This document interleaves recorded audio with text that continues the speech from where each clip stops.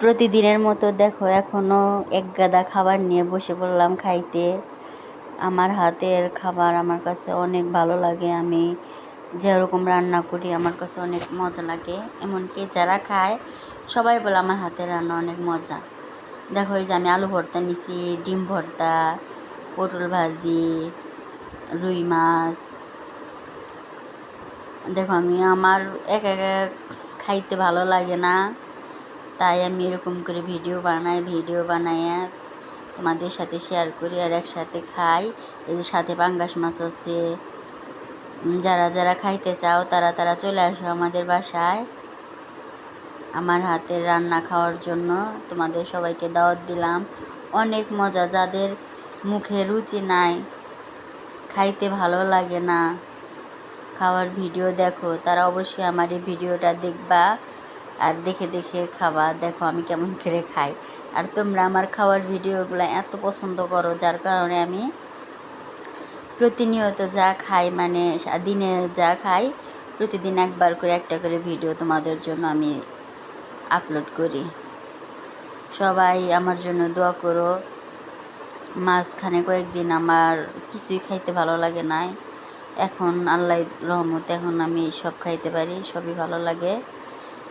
যে দেখো কেমন করে খাইতেছি, খুব মজা হয়েছে। আমি জানি না অন্য সবার রান্না কেমন হয়, কিন্তু আমার হাতের রান্না অনেক মজা আমার কাছে খুব। আর এই মাছ দিয়ে শাকটা যে এত মজা হয়েছে যা বলার মতো না। আমি অনেক মজা করে খাইছি, খুবই মজা। যারা যারা খাইতে চাও অবশ্যই কমেন্ট করো।